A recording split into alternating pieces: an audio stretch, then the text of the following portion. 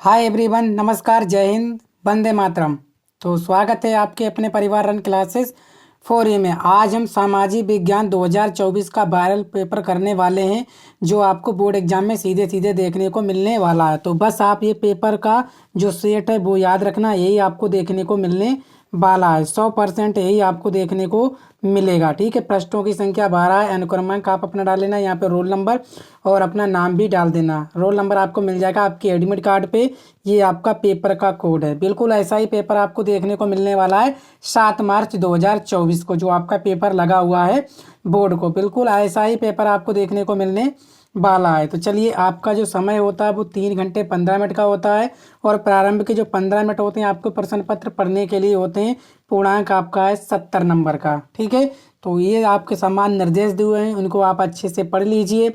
Note: प्रारंभ के 15 minute परीक्षार्थियों को प्रश्न पत्र पढ़ने के लिए निर्धारित है। सभी प्रश्न अनिवार्य हैं। ठीक है, इसके बाद इस प्रश्न पत्र के 2 खंड, खंड आ और खंड बा है। खंड आ में क्या है, 1 अंक के 20 बहुविकल्पीय प्रश्न हैं, जिनके उत्तर आपको ओएमआर उत्तर पत्रक पर देने हैं।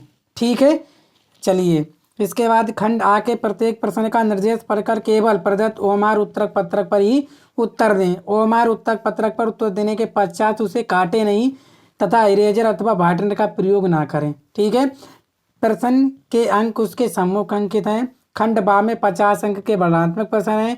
खंड बा में सभी प्रश्नों के उत्तर आपको एक साथ ही करने हैं।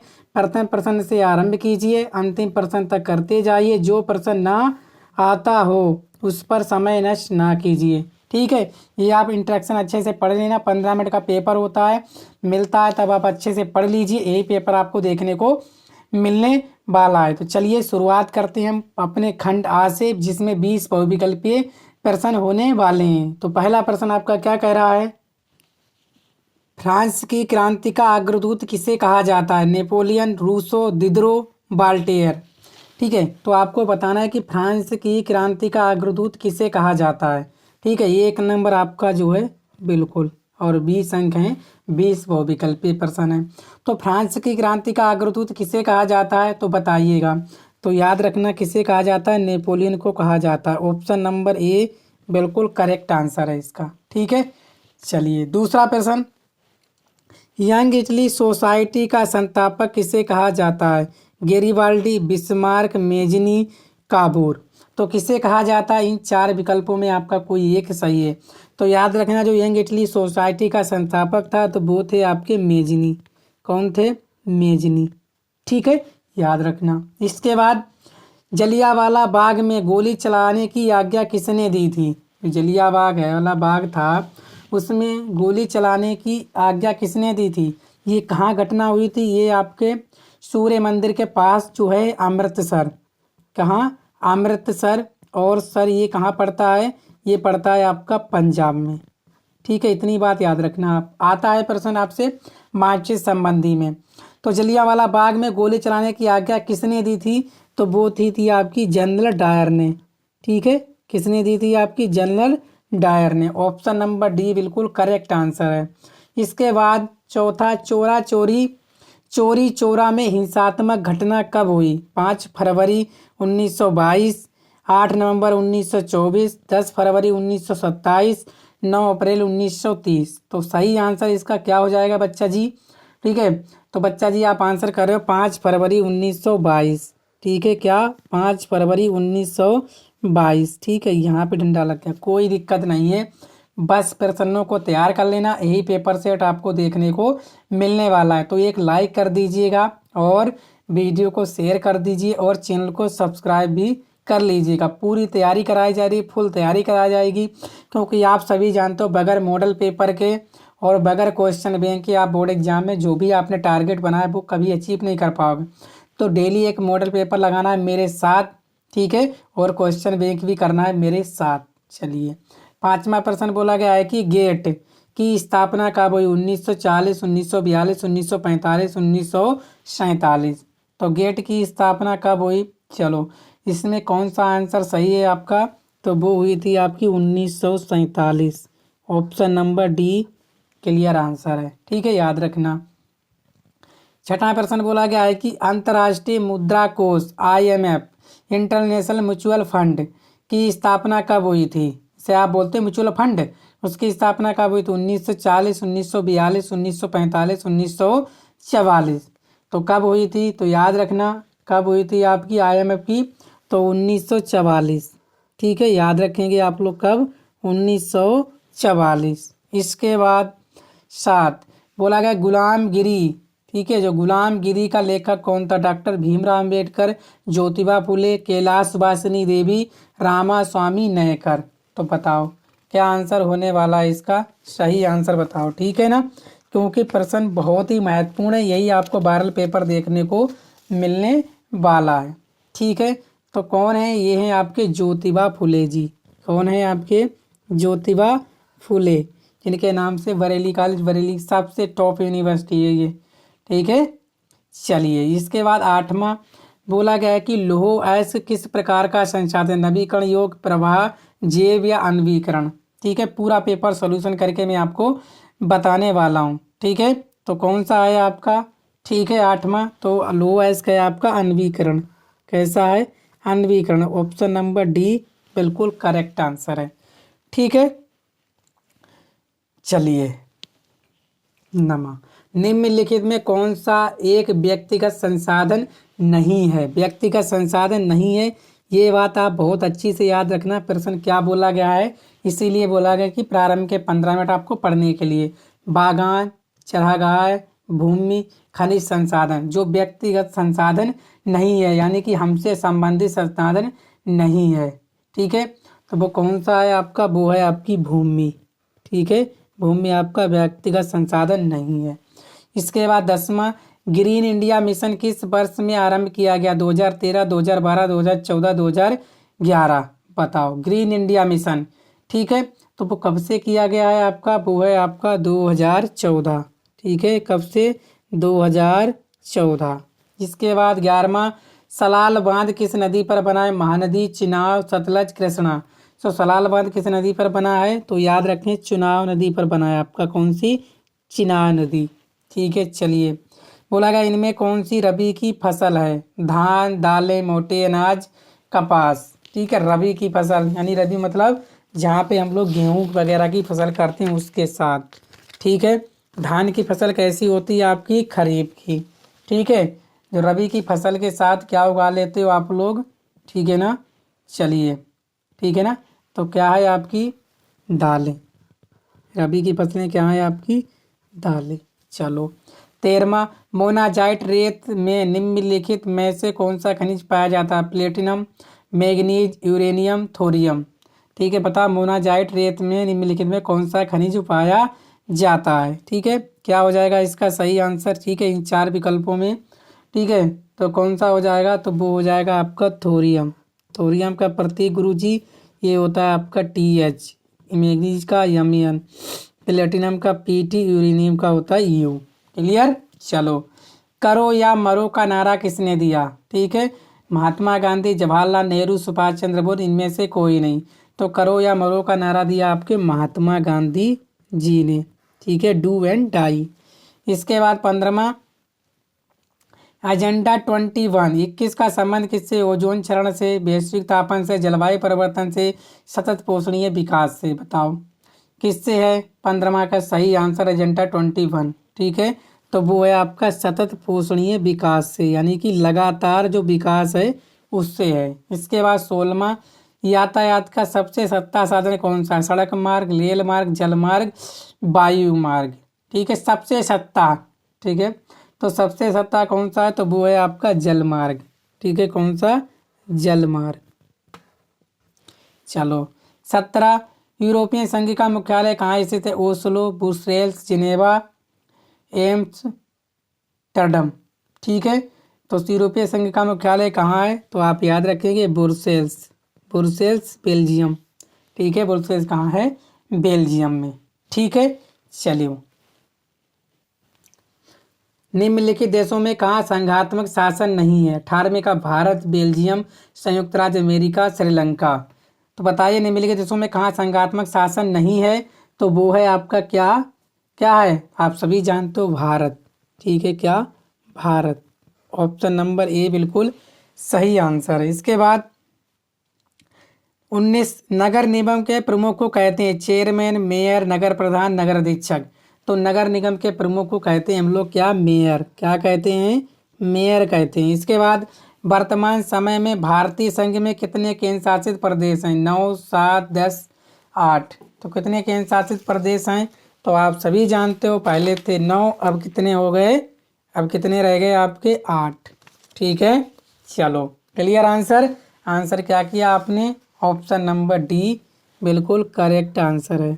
ठीक है, चलो अब हम करेंगे खंड वा, जो आपके वर्णनात्मक प्रश्न है। उत्तर आपको 80 शब्दों में देना है और 50 अंक के हैं। ठीक है, तो पहला प्रश्न निकल के आ रहा है, जर्मनी के एकीकरण में सबसे अधिक महत्वपूर्ण योगदान किसका था? अथवा में आप ये कर सकते हो, फ्रांस की क्रांति के प्रमुख कारण क्या थे? ठीक है, प्रश्न आप लोगों को अच्छे से ही देख लेना, तैयार कर लेना है। ठीक है, वायरल पेपर है, यही पेपर आपको देखने को मिलने वाला है। दूसरा, भारतीय अर्थव्यवस्था पर वैश्विक महामंदी के परिणामों का उल्लेख कीजिए। 4 नंबर का है, ये भी आपका 4 नंबर का। ठीक है, अथवा में ये कर सकते हो, 18वीं सदी के अंत में भारत से कपड़ा निर्यात में गिरावट क्यों आई? 2 कारण दीजिए। ठीक है, ये भी आपका कितने का है, 4 नंबर का। भूमि संसाधन से क्या तात्पर्य है? भूमि संसाधन के कोई 3 महत्व बताइए। 4 अंक का है। अथवा हम ये कर सकते हो, भारत में सौर ऊर्जा का भविष्य उज्जवल क्यों है? ठीक है, अच्छे से तैयार कर लेना, ऐसे ही एग्जाम में आपको देखने को मिलने वाला है। चौथा, मोस्ट इम्पोर्टेंट, महात्मा गांधी राष्ट्रीय ग्रामीण रोजगार गारंटी अधिनियम 2005 मनरेगा 2005 के उद्देश्यों को लिखिए। कितने नंबर का है आपका, 4 नंबर का। ठीक है, अथवा में ये कर सकते हो, उपभोक्ता जागरूकता हेतु कोई 4 उपाय सुझाइए। ठीक है, ये आप कर सकते हो। चलिए, इसके बाद ये सारे प्रश्न आपके लिए महत्वपूर्ण हैं, आप सभी जानते हो। ठीक है, मैं अपनी भाषा में नहीं बताऊंगा, जिस भाषा में आप याद कर रहे हो उसी भाषा में याद कर लो। लेकिन बस एक बात है कि आप प्रश्न को छोड़ के नहीं आओगे, जो मन में आए वो लिख देना। ठीक है, ऊपर हेडिंग डाल के महात्मा गांधी राष्ट्रीय स्वराज गारंटी अधिनियम ये डालना, बीच में कुछ भी आप लिख देना, नीचे फिर यही लाइन आप उतार देना। आपका एग्जामिनर नंबर आपको दे देगा, 4 में से 3 नंबर आपको आसानी से दे देगा। ये ट्रिक लगाना, पर अपनी भाषा में लिखना, बस आपको गाली, आप शब्द, कसम वगैरह, रुपया पैसा नहीं रखना है। ठीक है दोस्तों, चलो इसके बाद अब हम करेंगे खंड। बात तो वही, वर्णनात्मक प्रश्न 2। उत्तर लगभग आपको 150 शब्दों में देना है। क्या यूरोप में राष्ट्रवाद के उदय होने में कौन सी परिस्थितियां सहायक सिद्ध हुई? 6 नंबर का आपसे पूछा जाएगा। अगर आपको ये नहीं आता है तो ये कर दीजिए। मृदा अपरदन से क्या अभिप्राय है? भारत में प्रचलित मृदा अपरदनों के प्रमुख प्रकारों की विवेचना कीजिए। ठीक है, ये वाला कर सकते हो आप अच्छे से। ठीक है ना, इन 5 में से 5 जो है, या तो आप ये वाला कर दो या आप ये वाला कर दो। ठीक है, क्वेश्चन बहुत ही महत्वपूर्ण है और वायरल हैं, ये आपके एग्जाम में सीधे सीधे आपको देखने को मिलने वाले हैं। ठीक है, इसके बाद छठा, भारतीय राष्ट्रीय कांग्रेस की स्थापना कब हुई? इसके क्या उद्देश्य थे? ठीक है, जिससे कहते हो आप लोग INC। ठीक है, ये वाला बहुत ही इम्पोर्टेंट है। अथवा में ये कर सकते हो, आपका 6 अंक का है। भूक्षरण से आप क्या समझते हो? इसे रोकने के 4 उपाय बताइए। ठीक है, ये वाला प्रश्न मोस्ट इम्पोर्टेंट है, आप ये वाला प्रश्न जरूर याद कर लें, ये भी मोस्ट इम्पोर्टेंट है। ठीक है, याद कर लेना, अथवा में आपको कोई ना कोई मिल जाएगा। 7वां, भारत में पाई जाने वाली मिट्टी के किन्हीं 3 प्रकारों की विवेचना कीजिए। जो मिट्टी पाई जाती है, काली मिट्टी, दोमट मिट्टी, चिकनी मिट्टी, इनके जो प्रकार हैं उनकी आपको विवेचना करनी है, तीनों की। अथवा में आप ये कर सकते हो, भारत छोड़ो आंदोलन के प्रमुख कारणों का उल्लेख कीजिए। जो भारत छोड़ो आंदोलन महात्मा गांधी द्वारा चलाया गया था, इसके क्या कारण थे उनको आपको बताना है। ठीक है, इसके बाद 8वां, वैश्वीकरण क्या है? वैश्वीकरण को संभव बनाने वाले कारकों का वर्णन कीजिए। 6 अंक का आपका मिल जाएगा। इसके बाद 8वां में, भारतीय लोकतंत्र के समक्ष कौन सी चुनौतियां हैं? ठीक है, तैयार कर लेना सब अच्छे से, यही आपका फंसने वाला है, पूरा का पूरा वायरल पेपर है। सेट आप देख लेना, चेक कर लीजिए, यही सेट आपको देखने को मिलने वाला है। इसके बाद मानचित्र संबंधी प्रश्न होते हैं आपके 10 अंक के। निम्नलिखित स्थानों को भारत के रेखा चित्र में इस स्टार चिन्ह द्वारा नाम सही दर्शाइए। सही नाम तो सही अंक नहीं, तो 1/2 1/2 अंक, यानी कि आपने नाम का 1/2 है और सही आप दर्शा दो तो 1/2, मतलब पूरा 1 अंक का है। बोला गया भाई स्थान जहाँ सूती मिल श्रमिकों ने सत्याग्रह किया। तो सूती मिल श्रमिकों ने सत्याग्रह किया तो वो कौन सा स्थान था? तो वो था आपका क्या? उत्तर याद कर लेना कि अहमदाबाद। कहाँ था? अहमदाबाद। मैं आपको जल्दी वीडियो लेकर आने वाला हूँ मानचित्र संबंधी। अहमदाबाद, ठीक है। और कब? 1918 में, ठीक है। इसके बाद दूसरा भाई स्थान जहाँ दिसंबर 1920 में भारतीय राष्ट्रीय कांग्रेस का अधिवेशन हुआ, ठीक है। कहाँ हुआ था अधिवेशन 1920? तो याद रखना कहाँ? नागपुर, ठीक है। कहाँ? नागपुर। नागपुर कहाँ? आपका महाराष्ट्र, ठीक है। अगर आपसे पूछ ले किसकी अध्यक्षता में, तो आपको किसकी अध्यक्षता? विजय राघवाचार्य, ठीक है। किसकी अध्यक्षता में? विजय राघवाचार्य, ठीक है। इसके बाद 22 जहाँ जलियांवाला बाग हत्याकांड हुआ, अभी मैंने बताया अमृतसर पंजाब। कहाँ? मैं लिख देता हूँ, अमृतसर और पंजाब, ठीक है। क्लियर। इसके बाद वह स्थान जहाँ नील की खेती करने वाले किसानों ने आंदोलन किया। नील की खेती करने वाले किसानों ने आंदोलन किया कहाँ? तो वो किया आपके बंगाल। कहाँ किया? आपके बंगाल में। कब किया था? 1858 में। और जिला पूछ ले तो कहाँ? नादिया में। कहाँ किया था? नादिया में, ठीक है। क्लियर, ये जिला है। इसके बाद वह स्थान जहाँ गांधी जी ने नमक बनाना प्रारंभ किया, ठीक है। कहाँ? साबरमती, ठीक है। साबरमती कहाँ है आपकी? अहमदाबाद, ठीक है। कहाँ? अहमदाबाद, ठीक है। ये आपके आंसर मैंने दे दिए, ठीक है। इस तरह से आपको भरना है। इसके बाद आपको मानचित्र में दर्शाना पश्चिम बंगाल का एक उद्यान। पश्चिम बंगाल का एक उद्यान कौन सा है? तो आप याद रखना सुंदरबन। सुंदरबन बहुत ही फेमस उद्यान है, सुंदरबन, ठीक है। नेशनल पार्क ये वाला, ठीक है। Sundarban national park. इसके बाद नर्मदा नदी पर बना बांध, इस चिन्ह द्वारा आपको दर्शाना है। नर्मदा नदी पर कौन सा बांध बना है? सरदार सरोवर। कौन सा आपका? सरदार सरोवर, ठीक है। याद रखना ये भारत का दूसरा बड़ा है, भारत का दूसरा, ठीक है, दूसरा सबसे बड़ा बांध है ये, ठीक है। याद रखेंगे कौन सा? सुंदरबन। किसका? भारत का। झारखंड का ये कोयला क्षेत्र, इस चिन्ह द्वारा नाम सही। झारखंड का ये कोयला क्षेत्र बताइए, तो हो जाएगा आपका झरिया, ठीक है। ये एक झरिया याद रख लेना, ठीक है। झरिया कोयला क्षेत्र या दामोदर, ठीक है। इस तरह से झारखंड के कोयला क्षेत्र गोदावरी नदी इस चिन्ह द्वारा, ठीक है। तो इस चिन्ह द्वारा मतलब कहाँ? दामोदर, ठीक है। कहाँ? दामोदर, ठीक है। चलो, इसके बाद भारत के पूर्वी तट पर स्थित एक पतन। पतन मतलब क्या होता है दोस्तों? बंदरगाह। क्या होता है? बंदरगाह, चिन्ह द्वारा, ठीक है। तो कौन सा है आपका पूर्वी तट पर? विशाखापट्टनम। कौन सा है? विशाखापट्टनम बंदरगाह, ठीक है। और भी हैं कई, जैसे तूतीकोरिन। कौन सा? तूतीकोरिन। तो उम्मीद करता हूँ आप लोग समझ पाए होंगे। सभी प्रश्नों को मैंने हल करके आपको बता दिया है। तो वीडियो को शेयर कर दीजिए। चैनल पर पहली बार आए, चैनल को सब्सक्राइब भी कर दीजिएगा, ठीक है। मिलते हैं आपसे नेक्स्ट वीडियो में। तब तक अपना ख्याल रखिए, ठीक है। अच्छे से पढ़ाई कीजिए। Thank you.